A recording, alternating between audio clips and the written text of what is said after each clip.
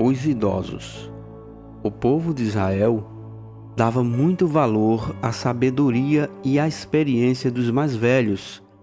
A tradição era muito importante para eles e havia uma confiança geral em que os idosos lhes passariam a orientação certa, consagrada pelo tempo. Esse tipo de atitude conferia grande estabilidade e solidez à nação, embora às vezes também a tornasse um povo rígido, relutante em aceitar inovações. Já no início da história da nação, Moisés atendeu a uma sábia orientação do seu sogro Jetro.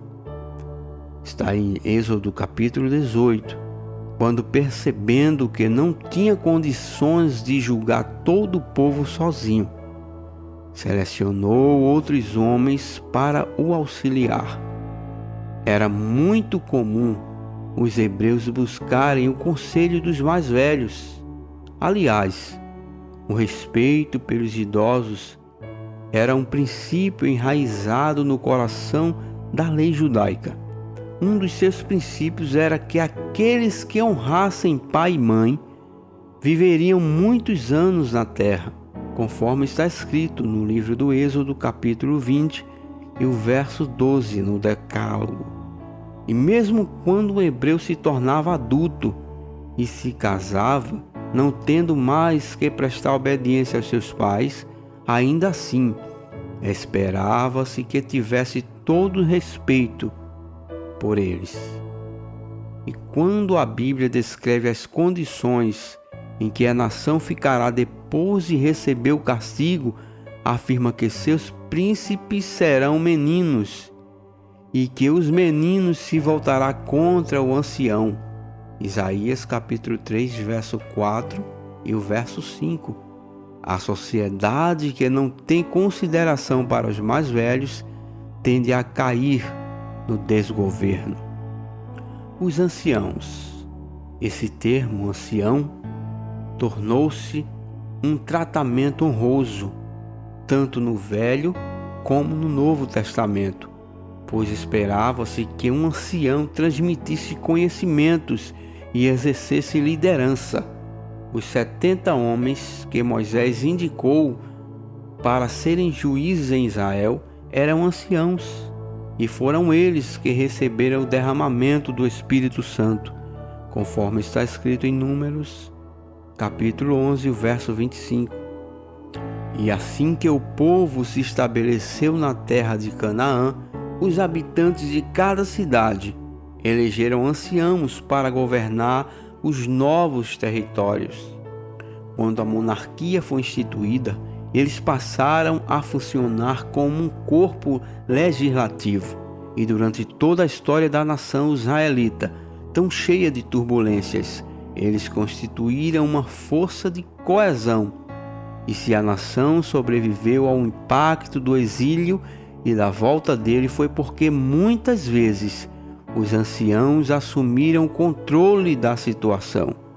Na época em que Jesus estava desenvolvendo seu ministério em Israel, eles ainda atuavam, constituindo o que se chamava Sinédrio. Reunindo-se em Jerusalém, eles legislavam sobre questões religiosas e tinham certa medida de poder, mesmo em algumas áreas do governo civil. A igreja, já em sua formação, demonstrou respeito pelos anciãos. Era a ideia geral que os homens mais experientes possuíam sabedoria com relação a questões espirituais e ajudariam a manter a igreja no rumo certo. A palavra presbíteros, de onde derivam os termos presbíteros e presbiteriano, significa ancião ou grupo de anciãos. Pedro, que era um ancião, aconselhava os jovens a se submeterem aos mais velhos da igreja. Não há dúvida de que a igreja preservou esse respeito pelos idosos, mas isso não quer dizer que devotasse uma obediência cega aos mais velhos. Um fator importante era a sabedoria e não a idade. A Bíblia diz que é melhor um jovem sábio do que um velho insensato. E é dentro desse mesmo espírito que Paulo aconselha Timóteo, que era relativamente jovem, a que não permitisse que os mais velhos o desprezassem, conforme 1 Timóteo capítulo 4 e o verso 12. Mas apesar de tudo, a aura de respeito do idoso devia ser preservada. Um jovem líder crente não deveria repreender asperamente a um homem idoso. Embora o sentido básico da palavra ancião esteja relacionada com a idade, o fato é que depois ela ganhou um novo significado. O termo passou a significar também dirigente. E, em se tratando de um cargo, não tinha que ser obrigatoriamente ocupado por pessoa idosa. A velhice. Com que idade o homem era considerado velho? Durante o período bíblico, o tempo de vida dos indivíduos variou bastante. Os primeiros patriarcas tiveram vida muito longa. Foi o caso de homens que viveram antes do dilúvio, como Adão, que morreu com 930 anos, Maalalel, que viveu 895 anos, Matusalém, 969 anos, e Noé, que viveu até os 950 anos. Não temos um registro da média de idade, mas sabemos que após o dilúvio houve uma queda brusca na longevidade.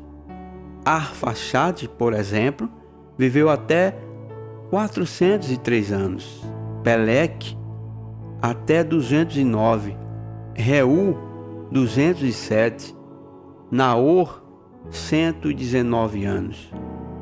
Na época em que se instalou a monarquia em Israel, a idade das pessoas já era semelhante à de nossos dias. O rei Davi, por exemplo, morreu com 70 anos, que parecia uma idade razoável para se findar uma vida plena. Se alguém chegasse aos 80, porém, suponha-se que tal pessoa possuía um vigor incomum. Está escrito no Salmo 90 e o verso 10. Os babilônios eram da mesma opinião. Achavam que a idade média era 70 anos. Aos 80, a pessoa já era muito velha. E chegar aos 90 era extremamente raro. No período neotestamentário, o limite de idade esperado também era de 70 anos. É possível que alguns homens, como João, tenham ultrapassado bastante esse limite. É possível que ele tenha vivido mais que os outros discípulos, chegando aos 90 anos. Os males do envelhecimento. Como acontece em nossos dias, a velhice também opera um desgaste no organismo do homem. À medida em que as décadas iam passando, a máquina humana ia se desgastando. Não era raro as pessoas idosas começarem a perder os dentes, as costas já não eram mais tão firmes e principiavam a ter uma acentuada curvatura. Aumentavam-se os temores e o indivíduo passava a evitar lugares altos. Era comum perderem também a acuidade auditiva, visual, o impulso de viver e terem maior dificuldade para dormir. Barzilai é um exemplo de pessoa que a Bíblia descreve com as fraquezas próprias da velhice. Aos 80 anos, ele não conseguia mais sentir o gosto do que comia ou bebia. E além disso, sua audição estava tão debilitada que não escutava mais a voz dos cantores e cantoras. 2 Samuel 19 e 35. Decepções. Uma das mais tristes histórias de pessoas idosas que encontramos na Bíblia é a de Eli. que tinha 98 anos, conforme 1 Samuel, no capítulo 4. Ele fora juiz e sumo sacerdote, mas não disciplinara bem os seus filhos, Ofni e Finéias. Afinal, os israelitas, em luta com os filisteus, foram derrotados. Os inimigos roubaram a arca e mataram os 2 filhos dele. Quando lhe contaram o acontecido, ele caiu da cadeira para trás, quebrou o pescoço e morreu. A Bíblia contém muitas outras histórias de pessoas que tiveram decepções na velhice.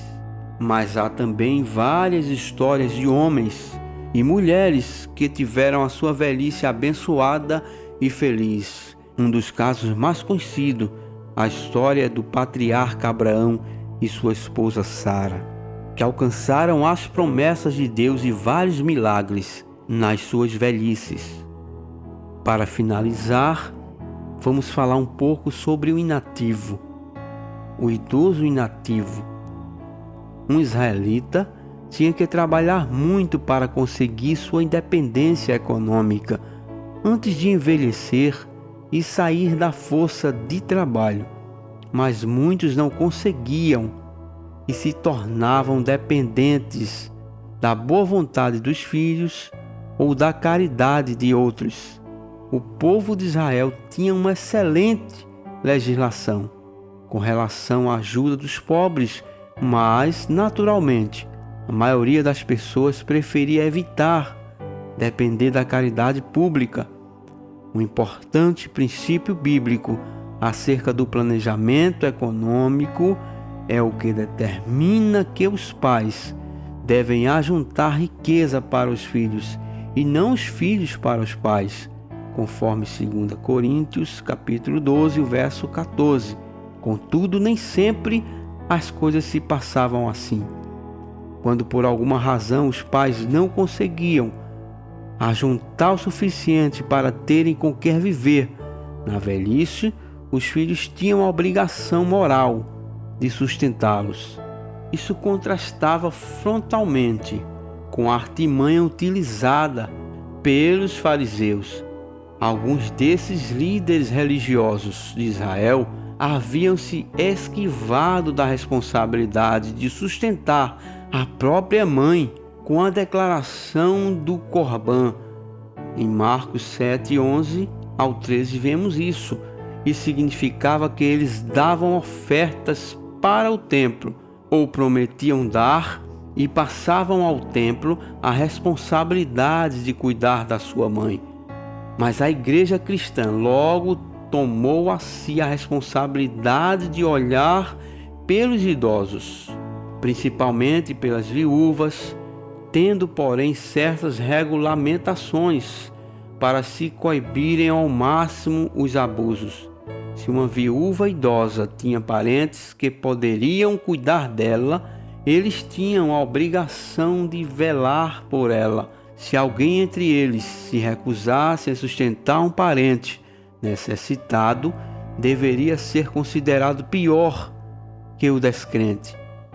Além disso, as próprias igrejas tinham restrições específicas acerca dos idosos, que deveriam receber ajuda para evitar abusos por parte de alguns que talvez pudessem trabalhar, mas fossem por demais preguiçosos. Salmo 71, verso 18. Agora também, quando estou velho e de cabelos brancos, não me desampares, ó Deus, até que tenha anunciado a tua força a esta geração e o teu poder a todos os vindouros.